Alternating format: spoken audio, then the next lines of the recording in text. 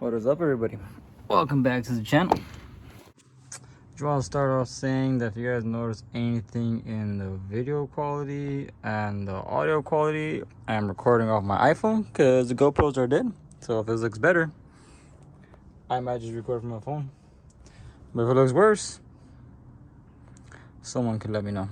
But finally, we're getting a techie update video. Getting some work done before I go to work.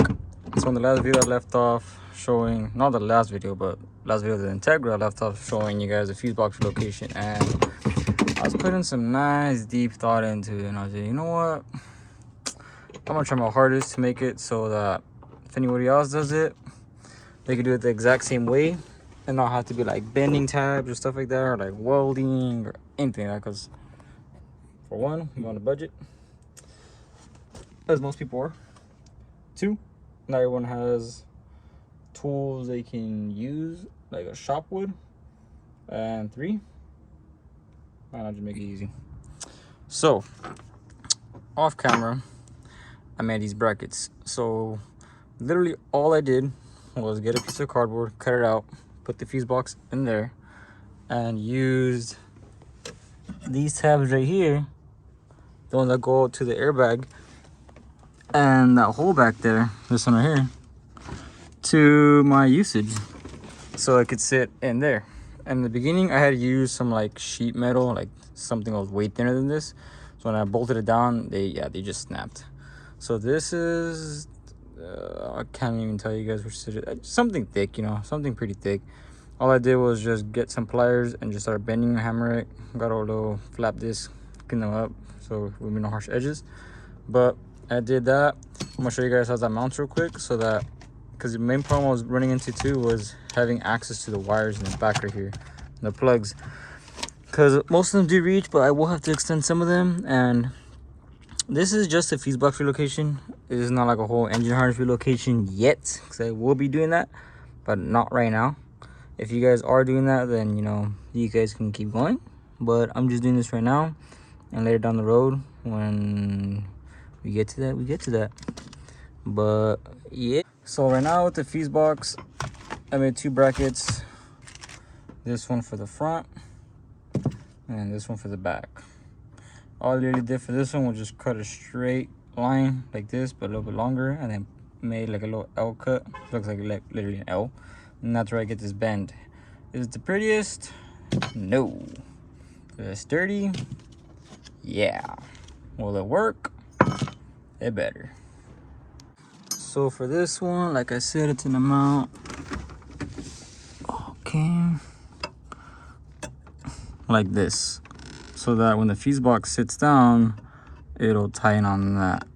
Let me go ahead and tighten real quick just to show you guys what I mean. All right, just like that. You guys can see I have it bolted down right there. No, there's not threads. I literally just put a nut right under it. Where's it at? Right there. This one right here. Put a nut, and you guys can see it's pretty sturdy. So now with the fuse box with the lower tab,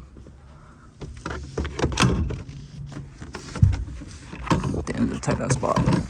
Okay, and boom, lands up right there.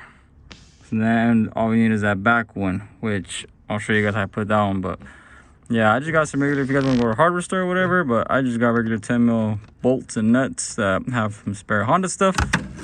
You do it on top, do it on the bottom, either or should work. Shouldn't matter too much, just depending on like the back one, if like the height changes. But I'm gonna go ahead and bolt it down like this, show you guys how sturdy it stays, and then we'll do the back one. Just like that. Whoa. Bolts is in. Like I said, that one alone is pretty sturdy. We just have back movement, and then that's where the back tab comes in. So for that one, I made this one right here. So this one, it was not perfect, but it kind of has some flex to it, which I guess kind of helps it out in a sense. So like it kind of like makes it more sturdy, if that makes any, I don't know.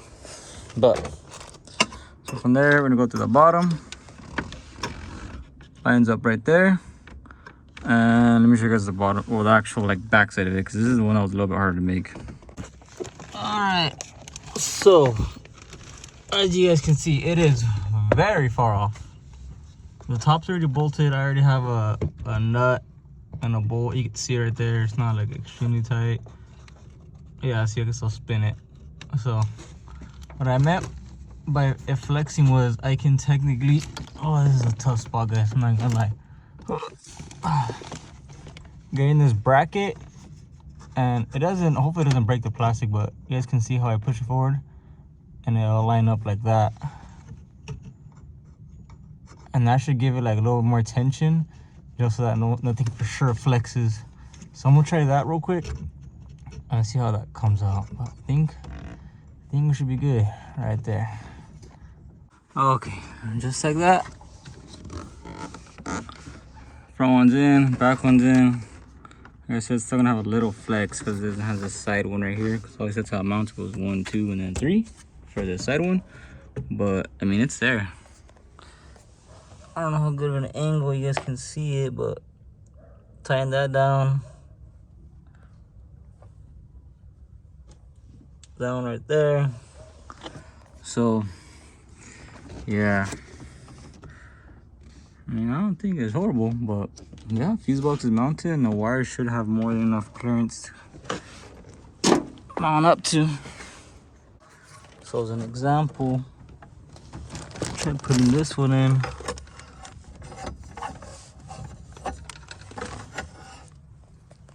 Oh my god, this is so uncomfortable.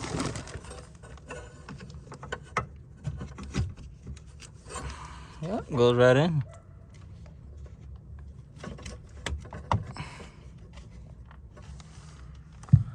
Oh, and everything else has pretty good room, so I take that as a W. Car is far from comfortable. Got all the carpets out. Now, I don't even know if I can show you guys. I took the carpet out. Yeah, the carpet's out. Yeah, it went from like one thing to another. It's crazy how that happens, huh? But so now, with that being said, now that the fuse box is now relocated to the airbag area, we gotta figure out how to distribute everything now. So for one, I know some of these connections do not reach. I know if I pull the harness from the inside of the bay, it probably would reach, but I'm more than likely gonna have to extend them, which would probably be a lot easier, so everything is more even length. Like these are. This is for like the actual fuse box power and stuff. But so now with this, we also gotta figure out how we're gonna get the alternator wire inside here to the fuse box, and the power wire from the battery to the fuse box, but the battery's gonna be in the back there. So gotta figure out how that, if that's gonna happen. My brother set up what we're gonna do. Since we're having the battery in the back, we're gonna run first of all, we're gonna run the whole wire. Don't mind this mess, guys, trust me, it's gonna all come together soon. Nah, but the wire's gonna run through the back to the trunk setup. You guys saw that. And then from there, we gotta distribute it like if it was being distributed from the battery. But instead of being distributed from the battery, it's gonna be distributed off a post. So this is what I had in mind. He doesn't have any of the HVAC system in here, but he is. And I was looking at it, and it seems like it might have some room, like right here, you know, so that we can like get the battery wire, run it up through here, zip tie it, and then put the post with the plate on this. But it's not really rigid, you know. So like it still has some movement. I mean, it'll work for the battery post, and then it'll make a short travel to the fuse box, to the starter, stuff like that. But I was just like, where else can I do it? So yeah. Whoa. So yeah, I just want to make sure nothing gets, trying to prevent future problems. And this is the wire like I use in my car. This is thick stuff, man. We got a lot of it, so I don't mind using, you know, a decent amount. And I was thinking of maybe either routing it and doing it through the back and putting a post like right here, and I can mount it on this possibly. So I know back here nothing happens. It's, you know, the post will be facing that way, so I should be okay. It's going to be insulated.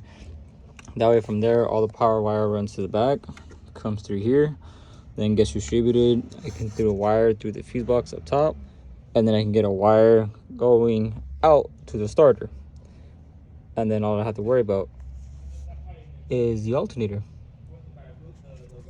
If that makes sense. But I think for right now, what I'm gonna do, I'm gonna just try to get all these fuse box cables, router, because if I keep doing one thing, I'm not gonna finish another, and you know how most people know how that goes. Nothing ever gets done. So I'm gonna just see if I can get all these connectors routed through, get some of the stuff out of the way, cleaned up, and if I have enough time, out that battery wire and show you guys what I'm talking about. So the way I'm going about this extension, a lot of people probably might not like the method I'm gonna do. It's probably a better method. I don't know. I'm just doing it the way I was comfortable with, and I'll get a good length out of it. But as you guys can see, I already cut a wire right here. This one looks brown, but the actual color, whoa, is white. So that already tells me, with that being changed of color and the feeling of it, these plugs went through some heat. So that's another, I'm guessing, all I'm saying positive to this is that, like, with it being inside the cabin now, it's not going to reach a lot of engine heat anymore. Some people might say the heater core might heat it up, but I mean, I don't think the actual tubing and all that stuff will get too hot compared to an engine. Like, I know the heater does get hot, but you know, yeah, that'll help it out a lot better, and there won't be around moisture and stuff. But yeah, I'm just cutting it and then giving it as much like free wire as I can, so I know it's not gonna tangle up or anything, to make sure it's a clean just strand, not tangled up. I'm gonna strip that wire, I'm gonna strip this wire, and then I don't have the exact wire color, but got something similar to it with at least around the same thickness of gauge. You never want to go lower, because if it's something that's supposed to power up with a good amount of power, you can end up frying the actual wire used to extend it, or you can have a lot of electrical problems. Always try to stay with the same gauge wire. If you go bigger, that's fine, but it's just gonna be a lot more thicker wire after that, so you know, you could choose then. There's different ways you can do it. A lot of people like to use butt connectors. I'm very against. I do not like butt crimpers at all, unless the ones you crimp and you can heat up and they like glue. Those are a lot better connection, and you know nothing's gonna like pull away with the glue. If it's just regular butt connectors, if some of you guys use them, I'm sorry, I just don't like that way. The two methods I do like is, one, soldering, because once it's on there, it's on there. Yeah, it can crack with heat and all that, but most of the time solder is pretty damn reliable, and it's not the only thing that'll break after that is the freaking wire. But if not, the other thing I like using are actually like wire crimpers, terminal crimpers. I'll show you guys what I mean. So I got this kit that comes with a bunch of, I don't know what you would call those, cable lug crimp connectors, whatever you want to call them. Bunch of these, and if I can even freaking reach it, bunch of these right here. Let me show you guys how these work. With these, you can see these are not like butt crimpers, so I don't want anyone to confuse them with them. I don't think they are, unless somebody can correct me. I don't know, but you guys can see they have, you know, the regular U to crimp it on. You're gonna need special pliers. I got these from Amazon. They have all the gauge sizes on there. You guys can see the little tip, it'll crown it, it'll crimp it. So I like these better because you actually get a really firm bite, and you can actually visually see that it crimped. You guys can see right there, I have it on the 1820, not 2024 gauge, because it's a small wire, so 18 to 20 gauge.